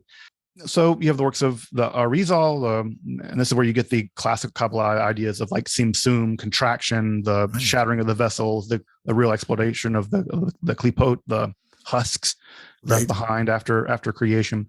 So that's what most people, when they say Kabbalah, they mostly mean Lurianic Kabbalah. I'm a fan, and again, as much as I have a dog in the fight at all, I'm a fan of Moshe Cordovero's Kabbalistic system. His system predated Lurianic Kabbalah by just about half a generation. And it's the most systematic analysis of Kabbalah prior to Luria. I like his system way better. Again, I don't have a dog in the fight really, but I like Cordovera and Kabbalah much more. It was ultimately subsumed by Lurianic Kabbalah, but it's quite different actually. And then there's Hasidism. Hasidism, the religious movement, the revival movement that began in the 18th century, it's also heavily infused with Kabbalah. In fact, the main text of Chabad, which is probably if folks have had much interaction with an Orthodox Jewish person, it may be with a Chabadnik. Chabad, the founder of Chabad, wrote a book called the Tanya, and the Tanya actually contains it's sort of their classical text, but it contains a kind of Kabbalistic primer, which is really great for anyone wanting to read a relatively short, relatively accessible introduction to traditional Kabbalah. One can find that in the Tanya. And so that's also relatively accessible and widely translated into English. You can get that basically any. You go ask any Chabad house for a copy of the Tanya, and if you're Jewish, I'm sure they'll give you 50. Invite you to dinner and everything else. Oh, perfect. One of the things that a lot of people, if they've, go to any bookstore, you'll find a copy of Liber 777. In there is something like Gematria. Can you just do like a somewhat simplified explanation of Gematria and how it became a part of Jewish mysticism and why many people considered it to be important? Yeah. So this goes back to our conversation earlier about the metaphysical power of Hebrew, right? So Hebrew isn't just a language according to Kabbalah, it's the language. And Hebrew, like ancient Greek, did not have a separate number system. It used Hebrew letters as numbers. So Aleph is 1, Bet is 2, Gimel is 3. And so it's the same is true for Greek. So because Hebrew letters and numbers do double duty, all Hebrew words have a numerical value if you add them up. And there are several different schemes of Kabbalah. But the most classic scheme is where you take a word and you add it up. So you might take the word Elohim, right? One of the words for God. And you might notice it has a certain numerical value. And you might then notice, right, the word Teva, the word for nature, has the exact same numerical value. And you're like, well, for the Kabbalistic mind, because the Bible isn't an accident, it's not just something out of someone's head, it's divine revelation, God must be hiding things in there. Right. And the numerical identity between the words indicates to the Kabbalists there must be something more than just numerical identity, there must be some kind of metaphysical or hidden meaning. And this goes to the idea in rabbinic reading of the Bible that there are 4 layers to the Bible. There's the Peshat, there's the simple reading, there's the hints, there are allegories. There is the Remed, the Drash, sort of there are weird connections that you have to work a little harder to find. And there's the Sod, the secrets. And Gematria is one of the places where God or Moses or whatever has hidden those secrets in the Sod level. And so Gematria is really important because it's basically another mechanism by which they read the Hebrew Bible. And there are obviously these interesting kind of coincidences. One can take the word for mother and father and add them together, and it produces the same numerical value as Yeled, the word for child. So you get stuff like that. Right. If folks are interested in Gematria, there's a commentary written by a medieval Jewish scholar named the Baal HaTurim. And the Baal HaTurim basically wrote a Kabbalistic Gematria infused commentary where he goes through all of these gematric relationships in the Torah. He did more than that. He's just most famous for the Gematria stuff. So that's where Gematria plays, why it plays such a big role in Kabbalah. Again, because you're not just dealing with a verbal text, you're also dealing with a numerical text, and numerical identities would indicate to the Kabbalist that something else is going on in the text, where two words that otherwise wouldn't have any connection, because they have a numerical identity, they have some kind of hidden inner meaning. Yeah, Gematria is a lot of fun. It can make you crazy. It's if you're even the least bit sort of obsessive compulsive, number stuff. I think, I always think of the Count from Sesame Street. Right. I just like, you could really, the people who I've seen really go off the deep end are often people who are on the Kabbalah train or on the Gematria train. And I get sometimes comments on the channel that are like these page long Gematria. Me too. This equals this equals this equals this, and you add to this and you get this, and then it's I just give them the thumbs up, Kennedy or something. There you go. Yeah. You got it. You made it. And there are all these Gematria calculators and things online now that really make the process a lot easier. And then there are other forms there's Notaricon, and there's other forms of Gematria where you can do all kinds of, take the first letter of the words and add those together and things like this. So there's lots of great room to go completely insane trying to count things in the Hebrew Bible. Then in the 90s also there was a Bible code stuff where people were finding things like that, which I really love that, because they took War and Peace and did the same thing. And so you can, any long enough text, you're going to find weird stuff. It gets to like a Foucault's pendulum where the girlfriend comes in and is like, this looks like a shopping list. It's like, yeah. No.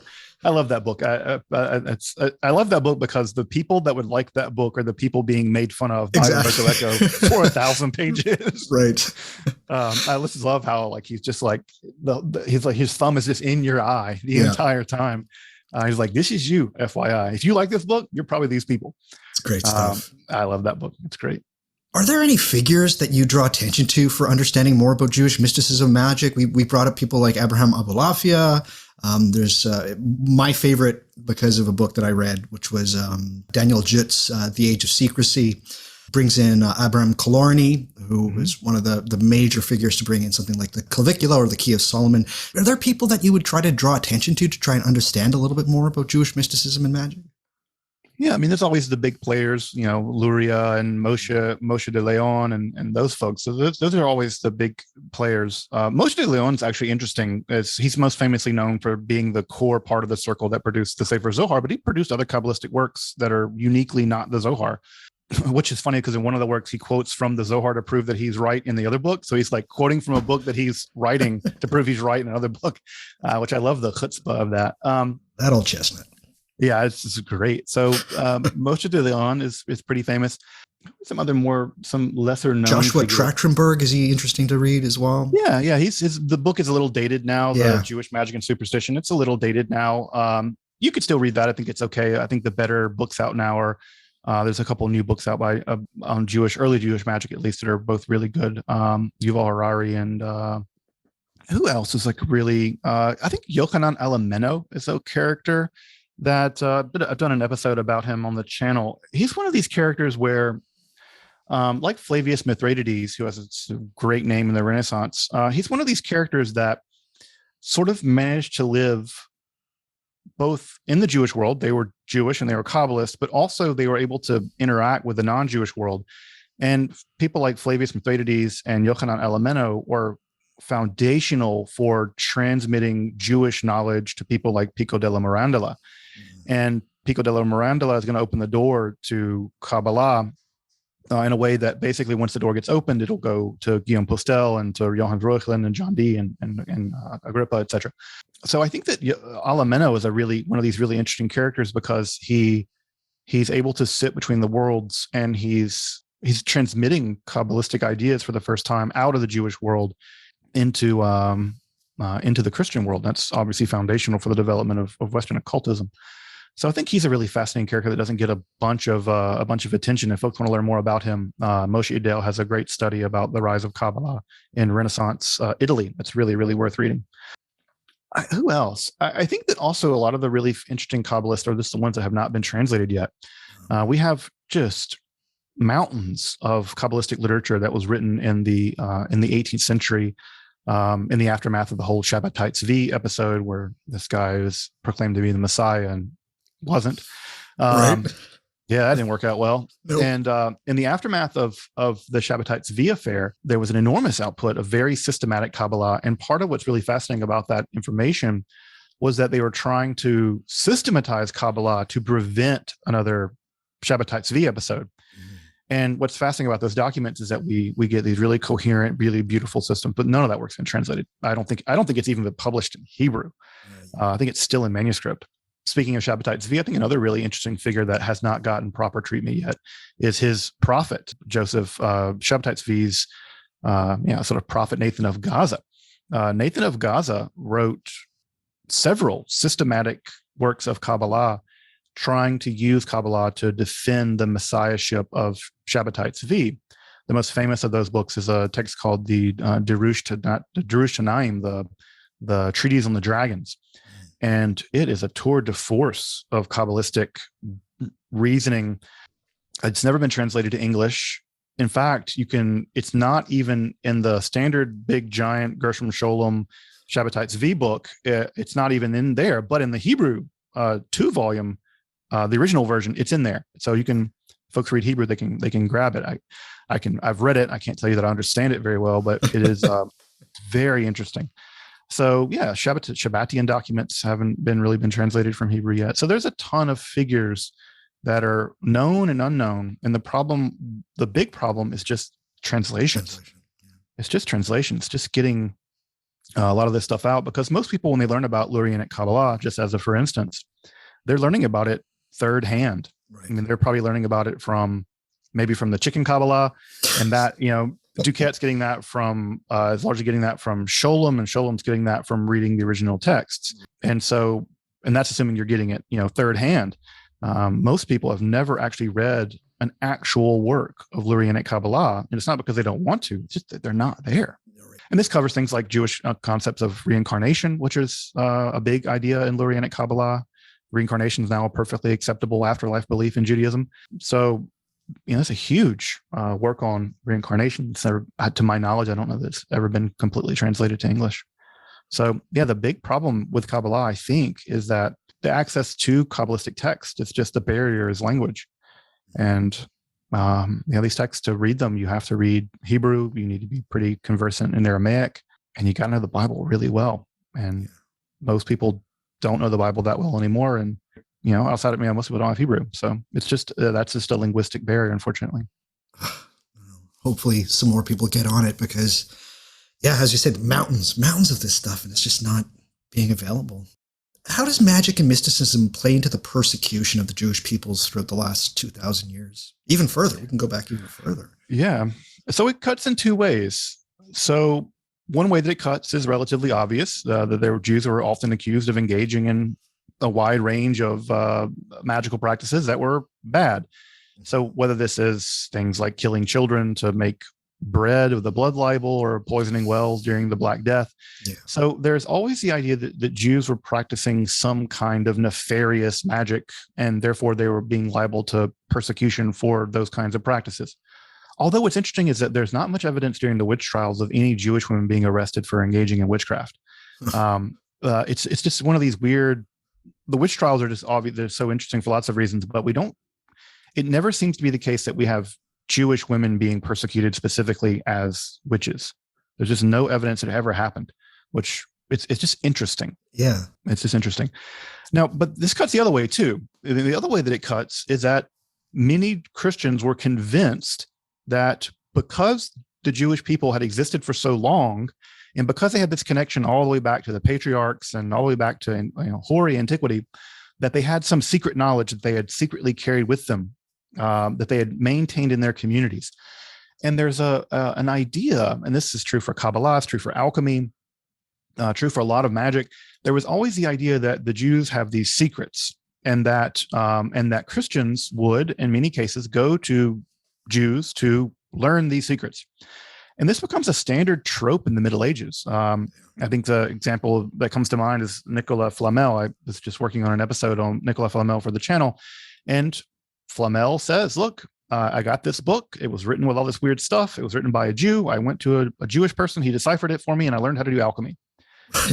You see this trope a lot.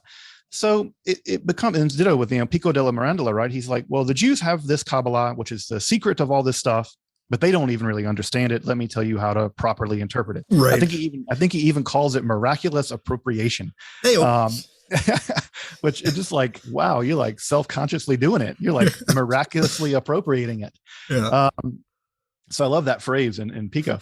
And so yeah, there's this, it cuts in both ways, that the Jews have this secret knowledge, but also maybe they're using it for nefarious ends. And this is still, I think it's still, with the Kabbalah, it's amazing the amount of people that are non-Jewish people who are just absolutely fascinated by the Kabbalah. Absolutely. And really are convinced for lots of reasons that there's that's the real way of interpreting the Bible, that the Kabbalah is a powerful system of mysticism, and they want to have access to it. And I can tell you that the vast majority of people who are interested in my episodes on Kabbalah are not Jewish people. And so, and that's not to say that Jewish people aren't interested in Kabbalah. They're just a bit more cagey about it after that whole Shabbatai Tzvi bit. Right. But on the other hand, Kabbalah has made its way directly into Jewish life. If you've ever been to a Friday night service at a synagogue, you've been to a service invented by the Kabbalists. Kabbalah Shabbat. That entire service was invented in the 16th century by Kabbalists. So it's just baked into Judaism at this point. Yeah, so it cuts both ways. I think that you get this idea, and you see John Dee going to Jewish people, you see other, and you must imagine the Jewish communities being like, oh boy. Nothing good comes from this, usually when they come knocking. Yeah, they come knocking. And you have, there's a long tortured history there of persecutions, but also these kind of fetishizations where the Jews have the secret knowledge. And that typically is the way that, that dominant cultures treat outsider cultures. There's kind of the same with Native Americans. There's the idea that, what is it? The merciless Indian savages is what Thomas Jefferson referred to them as in the Declaration of Independence. And then we have this other completely, they're the noble savage who never engaged in war. I mean, they have this idea of that the Maya were peaceful people, never engaged in war. And you're like, what? they were just people. There's literally a temple over there that collects heads of their enemies. Exactly. It's right there. It's right there in Chichen Itza. They have pictures of them fighting each other. Yeah. So I think this is just a thing that happens with dominant cultures. They often polarize the other, and they polarize them into, the evil money grubbing Jew who killed children and uses Kabbalah for evil, and also the bearers of this ancient wisdom who, blah, blah, blah. So it always cuts them. I think it typically cuts in both ways. Yeah. And luckily, I mean, I think we are doing a little bit better, but I still see like a lot of the fetishization of Jewish mysticism. And can we just stop? Stop it already?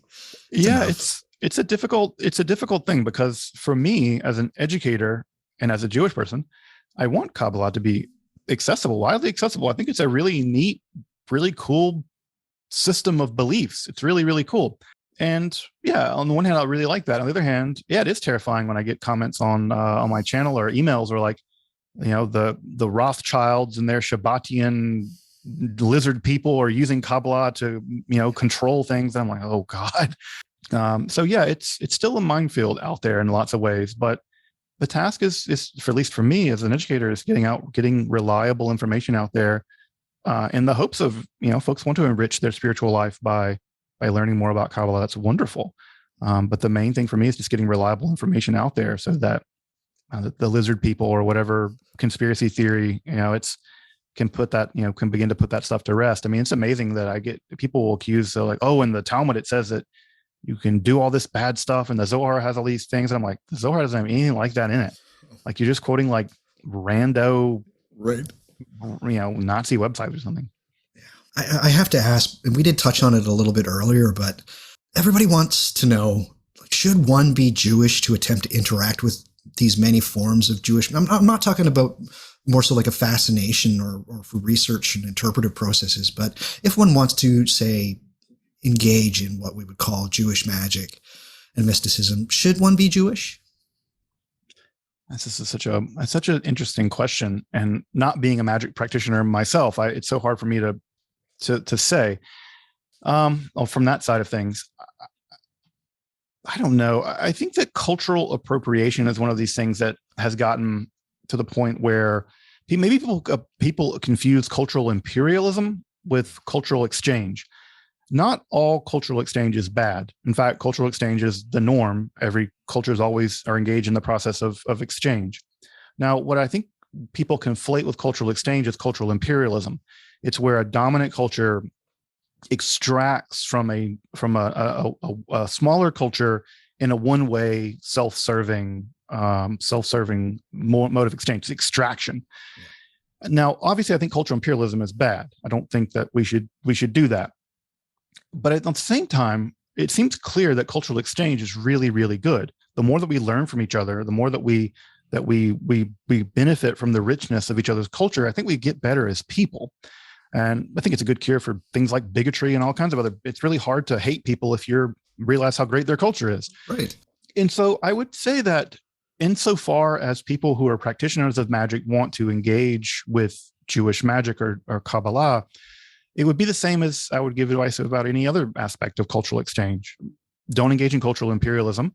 If you want to learn about Kabbalah, reach out maybe to a local rabbi and say, hey, I'm really interested in Kabbalah. Do you have any classes? What recommendations? You can reach out to the local Jewish community and see if they have classes on Kabbalah. And so I think that the attitude that I would have is not want to say, no, it's closed practice. Unless you're Jewish, you can't do Kabbalah. Right. No, if you're a person who's willing to engage in the process of cultural exchange by which you can be enriched in the community that's been historically persecuted, who has maintained these beliefs, if you can be mutually enriching each other, then I can't see any reason why that would be bad. Right. I can't see any reason why that would be closed practice. But I'll cap all that off by saying that Kabbalah does expect at some level, traditional Kabbalah does expect you to be an Orthodox Jew. And it says, like, look, you got to do the commandments and you got to do this and you got to do that. And so when someone says, well, can you be a Kabbalist and be Jewish? I think the answer is probably not, actually. I would say that you probably can't even be Reform and be a Kabbalist at some level. Right. But again, that's not for me to gatekeep. I'm not a Kabbalist. It's not for me to say what one could and couldn't do. It's just that you're going to feel judged by these texts because they're judging you. But again, I don't like this idea that anytime there's cultural exchange, it's bad. Right. I think that seems to be it's an important corrective for histories of cultural imperialism, right. But it's often corrective swing too far in one direction. And I think that it swung too far in that direction. So yeah, I want people if people's spirituality can be benefited by accessing reliable Kabbalistic and Jewish magical texts and processes in a respectful way, I just can't see how that's a bad thing. Agree. Yeah. I want to ask, to just cap it off here, I'm going to ask a personal question, Dr. Sledge. What has your understandings of Jewish magic and mysticism added to your life? And if there's one message that you'd want to convey to people about Jewish magic and mysticism, what would that be? It's a great question. I think that it's the same that I've kind of gathered from all aspects of studying esotericism and the occult. And I think many people know this. I'm not a practitioner of esotericism or the occult. I'm not a practitioner of it for lots of reasons. But I say that one of the things that I really appreciate about Kabbalah, about magic, about the occult in general, is that it's very much wrapped up in the experience of awe and mystery. And I think that the experience of awe and the experience of the world as a mystery and as a place where one encounters mystery, those are really healthy impulses. Awe is probably one of the most important, least felt things that human beings can get access to in modernity for lots of reasons. But I think awe is an incredibly important aspect of things. And I think that if you spend your time, and I'll use Kabbalah as the example, if you spend your time contemplating the vastness of the divine, and you experience the universe as part of a divine structure of which you play an integral part in the redemption of that structure, that's an awe-inspiring vision of the world. And I really, really respect and admire and find that to be humbling and beautiful, also terrifying, but it all goes together.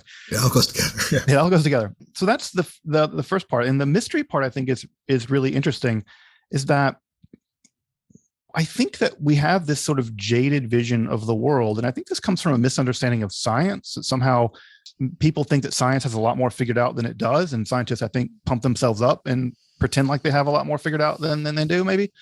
But I think that part of what I like about Kabbalah and part of what I like about this, studying the occult in general, is that it produces a world that is inherently mysterious, that there's a world where the most important things are hidden. It's the occult. Right. And so encountering the world as a mystery, one, allows one to engage with it in a much more humble way. Humility, I think, is like a really, really important part of that entire process. But also it means that the world is not a disenchanted, dead, boring, done for place. It's a place to explore. It's a place where the mundane is actually infused with hidden meaning. It's a place where the structure of reality itself is still there to be untangled and explored and tinkered with. And I find that mentality of the experiencing the world as a mystery to explore, as opposed to a thing that we figured out, is also a really, really important impulse. I experience those maybe vicariously at some level by studying Kabbalists and the occult, because they're the people for whom that is a core part of their mentality. In fact, even Aristotle said that philosophy begins in awe. And I've always appreciated that from Aristotle. And so for what I get, for how it's enriched my life, how the study of Kabbalah has enriched my life, is that I experience, even if vicariously, through the Kabbalists and through the occultists, this sense of awe and mystery. And I find those personally to be two of the most enriching, life-changing ways that I come away from this study, hopefully transformed and hopefully a more humble, more gracious, more inspired person, hopefully. Wonderful. I love it. I'm just going to finish up here and say, from what you've read in your books that you've purchased in the late 90s and early 2000s about Jewish mysticism and Kabbalah, a lot of times those texts are going to be very surface level. It's not to say that they're wrong, but there is much more variety, and I'm going to say much more beauty to looking into the aspects of Jewish magic and mysticism than what you're going to find. For the most part, you have to do the work. And these things exist. As Dr. Sledge says, a lot of times they're hard to get a hold of, but it's there and it's available to you. And one of the best ways of finding out more is through the YouTube channel that Justin has set up, Esoterica. It is one of the greatest things, one of the greatest tools that we have at our disposal now. I truly think that we are living in the best period of magic right now. And adding to that is Esoterica. So I have to ask, why did you want to set up this YouTube channel, Justin? Well, it's a couple of reasons, some practical and some, I guess, philosophical. The practical reason is that I couldn't find a job teaching Western Esotericism in the university. Oh, and so, I have a specialty, and, I wasn't able to get a job doing it. So I was like, well, I'll make weird videos for the internet. Yeah. And so, so that's the practical reason. The other reason is I think that there's a lot of interest in topics in esotericism, alchemy, Kabbalah, witchcraft, magic, etc. But when I looked online, and when I look online now, in my experience, the information is very uneven. There's some really, really good stuff, and there's a lot of really bad stuff. Bad stuff.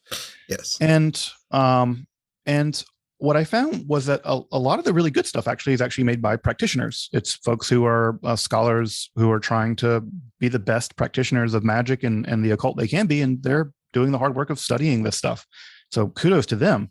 I'm not a practitioner, and I wanted to produce content that wasn't for practitioners, but would be useful to them, and it would be completely academic study of Western esotericism.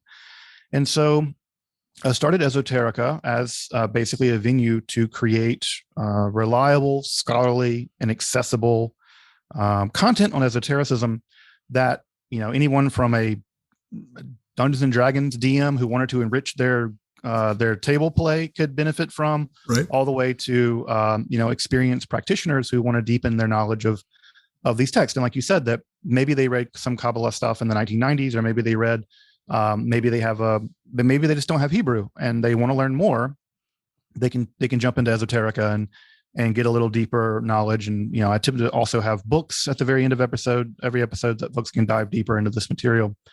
So it's just about doing my job as an educator. And I try not to have an axe to grind, and I try not to bring my own personal worldview into it very much, if at all. And so it's just about creating reliable, scholarly, accessible, educational content that just so happens to be about Western esotericism online. I think if I studied chemistry, I might be making chemistry videos.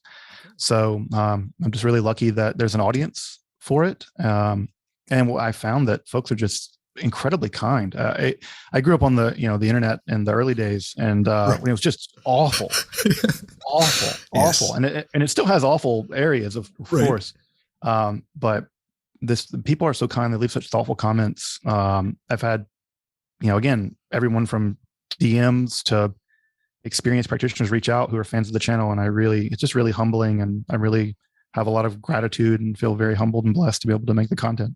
So, but yeah, it's been a great experience. I'm looking forward to keeping on. Amazing. And you also have a Patreon for Esoterica. What can people look forward to? I'm a member. I just joined recently. I wish I had hopped on a little bit earlier, but what can people look forward to in your Patreon? So the Patreon just really is there to help support me to do the work. This is expensive work, as I'm sure most folks out there know, that these books don't come cheap, and many of them are even hard to find. It's one can go broke being an esotericist. So some of it's just supporting me being able to do the work of making the channel possible at all. To my knowledge, I don't think there's any, with the exception of Dr. Angela Puka, I don't think there's much in the way of content like this anywhere online. And the chances of you being able to walk into a university and take a class on Western esotericism are basically nil. So it's allowing me to do that. I think the main benefit, I guess, that you get from the Patreon is folks can directly interact with me. They can ask me questions, they can get book recommendations. I'm happy to jump on, a Zoom call, and someone's like, yeah, I'm studying, I don't know, Enochian. What's a good, what's the thing about that, or whatever. And so people can jump on a horn and chat with people. So that's a good way of connecting with me personally beyond Esoterica. And also, it's just, I think it sounds hokey or whatever, but I think it's true. I think it's just, there's an emerging group of people who are both practitioners and academics who are just interested in having some kind of community together. Yeah. The occult world, I think, and this is my experience as an outsider, can be, I think, like a lot of subcultures, really drama laden. Oh yes, very much so. I think it can be like magical wars and stuff, and and I think it goes back to days of Crowley and everything else. And they're all like, occult drama that's good drama.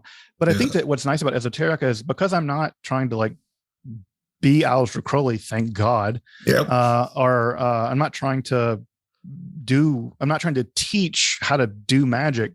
I can be a bit of a neutral third party. And so it creates a situation, a community where lots of different people can talk across lots of different lines and say, look, I'm a Wiccan, or I'm a Thelemite, or I'm a skeptic. So I think it's generating, I think, a bit more of a neutral space where folks can hang out and chat. Cause I'll do Patreon calls where it's, there'll be 30 or 40 people that are patrons, and there'll be a wide range of people who practice and don't. So it's just I think it's also a nice avenue for people who are interested in this stuff and to practice it, to be able to hang out in a way that gets kind of moderated by the expectation that it's going to be scholarly and rigorous and not hexing people. I mean, it's not hexing people publicly. Right. I'm sure people are hexing me privately. It's fine. Please, everybody, check out Esoterica. Where can people find your work? Do you have a place you'd like people to go first and foremost? Just go straight to the YouTube channel and then find the Patreon there. Is that the best option? I think that I wouldn't expect anyone to support me on Patreon without checking out the content and really seeing that it's worth supporting. I think it is. I hope it is. And yeah, I'm basically just on YouTube. Just go to YouTube and type in Esoterica, and I think I'm one of the first folks to pop up. And I try to do a circuit where I look at different aspects of Western esotericism. So, magic, alchemy, Kabbalah. I sort of run a circuit. And Gnosticism. Your Gnosticism videos are amazing. Hermeticism videos are great. Yeah, thank you. Yeah, I'm actually circling back to Gnosticism next week. Nice. This week is alchemy. I'm doing an episode of Nicola Flamel. So it's if you're interested in Western esotericism broadly, I think you'll get content that'll be mostly you'll find something that'll be interesting to you. I typically don't work too much on 20th century stuff. You just did a video on Austin Osman's Baron Sizzles, which I thought was brilliant. Thank you. Yeah, I don't. The reason why I don't work so much on contemporary stuff is one, I just don't know as much. I need to up my knowledge base, and I think also it's a weird artifact of not coming to this material as a practitioner. Yeah. I think most people who come to Western esotericism as practitioners, their first experience is going to be Crowley in that world. Right. And there's nothing wrong with that. Crowley's a genius in his own way. But they're going to be mostly in the 20th century, and then they work their way back in time to the more medieval and ancient material. Well, I wasn't a practitioner, so I started off in the antiquity, in the Middle Ages, and worked my way forward. And so I'm still working my way forward in many ways. And so I think people are often surprised. We're like, why don't you do an episode on, I don't know, Gardnerian Wicca? I was like, I don't know much about it. They're like, how do you not know about? I can't know about everything. Right. Doing episodes on, medieval necromantic texts or obscure Gnostic texts or something. So treasure hunting. That's one of my favorite videos. Oh, that was a fun episode to make. I love that. Yeah, I love the episode. The channel has enough legs now that they're like running jokes. And I love anything with buried treasure. It's just my favorite stuff. But yeah, I also really love the Gnosticism episodes, because Gnosticism is just it's just the most bizarre. It's great stuff. It's just like, yeah, I'm doing an episode next week on Irenaeus. He was the great anti-Gnostic. Right. And it's funny reading him, because I'll read some of this Gnostic stuff and go, this is completely crazy. And it's funny because Irenaeus is reading this and going, this is completely crazy. Right. And I'm like, Irenaeus, you believe that a zombie Jesus guy fixed your sin problem because of a talking snake and a rib woman? Right. Like, pot and kettle, brother. Like, exactly. Yeah, I'm like I always find that kind of stuff funny when people are like, the Gnostics were insane. This is bizarre. I'm like, you believe that some dude went up a mountain and got a bunch of rules about what you can't eat on which days? Right. You point fingers. You're gonna look pretty weird pretty soon. For sure. I want everybody to please check out Esoterica. Again, as I said at the beginning of the show, you have no excuse not to now. It is, by all means, one of the greatest places that we have available to us now to get just the best information about magic and esotericism and mysticism. It really is that great. So I want everybody to please check out Esoterica, the YouTube channel that Justin has set up. It's the best. I will also have a link to it in the show notes at whatmagicisthis.com. Also, in the show notes, there's going to be a lot of resources here. Please check them out if you are able. I'm going to try and have everything that we talked about covered in some way in the show notes. So that is a great place to go. So head to whatmagicisthis.com for that. Also there, you can find links to my Twitter account, my Instagram account, as well as my Facebook account. I'm pretty active on Twitter. I am not so active on Instagram or Facebook, but that's just how she goes. Do you like the podcast? Please tell a friend, and then perhaps they'll tell a friend, and then they'll tell a friend, and that whole word of mouth thing gets going. That's the best way of spreading the word of what magic is this. If you enjoy the show, please leave a review for me on iTunes if you can. I really appreciate that. The reviews have been somewhat slow these days, but that's just how it goes sometimes. But if you do have something to say, don't just click on the stars. Please say something nice about the podcast. Somebody might read that and they'll be like, I want to check this show out. And they will. And the What Magic Is This train keeps on a-rolling. Do you think that I'm doing something important here and you want to support in some way what I do at What Magic Is This? Well, there's 3 ways of doing that. Let's go through them. Very first way is Patreon. Patreon is where I want to see you. Patreon has some excellent content. I do shows about entities such as Hermanubis and Baphomet. I just did one about the Haitian voodoo Loa Papa Legba. People love this episode. It's a really great episode. If you do not know who Papa Legba is, you are in for a treat. I have access to a Discord server where there's myself. You can talk to me and you can poke me and ask me any question you want, as well as other magical practitioners and people that are just beginning in magic that are asking questions as well. I also put up videos for things like how to make incense or create an ancestral altar, or even how to petition a saint like Saint Expedite, the patron saint of expediency and getting things done. He's a get her done kind of saint. But that's just part of the stuff that I have at the Patreon. It is only $7 a month. That is it. I have one tier that is all $7 American a month. And you get access to so much stuff. It's one of those things. We either support the podcast or you do not. I really, really want to see you on Patreon. I am doing as much content in my Patreon as I am doing for this regular podcast. That is where I want to see you. And truthfully, I'm just going to say this, and it's not as me trying to like pitch this to you. My favorite stuff is on the Patreon. The Patreon is where you get to see the things that I really love. I mean, I love what I do in the regular podcast as well, of course, but the Patreon is where I get to really flex my muscles and share the stuff that I'm super enthusiastic about. So that's where I want to see you. $7 a month. It's patreon.com/whatmagicistthis, or head to What Magic Is This and click on any one of the numerous Patreon buttons that are there. It'll take you to where you need to be.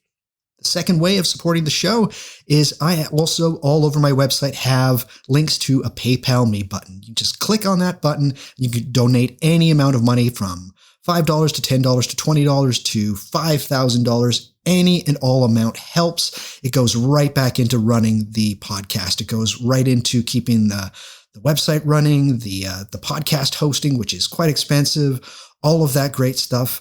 I do not use it for anything else. So if you donate through PayPal, that is right back into the podcast, and any amount is appreciated. The catch is, unfortunately, you do not get access to my Patreon content.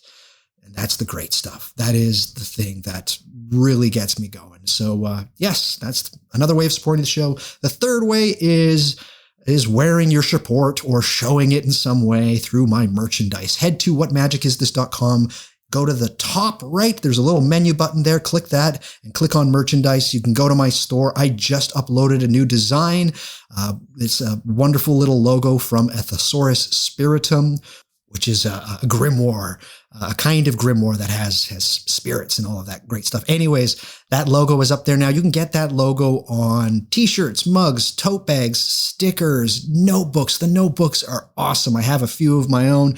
I have a lot of my own stuff. I am my biggest fan as far as merch purchases are concerned. Every once in a while, there's a great sale and they arrive very fast. People love their merchandise, and I love seeing people wearing them outside, and when they're doing things on Instagram. It's always wonderful to see people wearing. It's a bit weird. I'm not going to lie. It's a bit strange seeing folks far, far away wearing my merchandise. I love it, but it's a bit of a head trip. It's really great. But that's another great way of showing your support, and also just kind of doing a little bit of advertising for me as well. As people ask you, hey, what magic is this? And you'll say, why, it is the greatest podcast you will ever listen to. I love it more than any other podcast. So much so that I bought a shirt. I have a mug at home. I am carrying around a What Magic Is This notebook. It is fantastic. I am a super fan, and you should go check that podcast out. And that's a great way of helping me out. But yes, those are the three ways of supporting: Patreon, the PayPal, as well as the merchandise. But of the three, the best way of supporting what I do, because this is my job. This is literally what I do. I wake up in the morning and I can't wait to get cracking on my podcast. I work very hard on my show. I read so much and I love what I do. And the best way of showing me that I'm doing something cool is by supporting me on Patreon. That is the best way. But there's also PayPal and merchandise. So that's my plea to you. If you think I'm doing something cool, now is the time to join the Patreon. But all of these things, including a link to Justin's YouTube site as well as his Patreon, because he's got a great Patreon as well. All of these things are available at whatmagicistthis.com. Check it out. I want to thank you so much, Dr. Sledge, for coming on this show and just sharing everything. I really hope that this has inspired a lot of people to look a little bit deeper. And I hope that if I was to ask you to come back on the show at some point in the future, you'd say yes. Of course. Yeah. I love these conversations. I love talking about this stuff. And yeah, it's really encourage everyone who wants to learn more about Kabbalah or Jewish magic to take a look at the channel. And it's super interesting no matter what angle you're coming at it from. And I really appreciate just how wonderful it has been to chat with you. Thank you so much, Douglas. Thank you, Justin. And everybody, that's the show. Please come on back to What Magic Is This? We're going to talk about more of this varied, amazing, and just awe-inspiring stuff that we like to call magic and mysticism. Until then, I want you all to stay healthy, stay hopeful, and stay luminous. We will talk at you soon. Goodbye, everybody. Goodbye.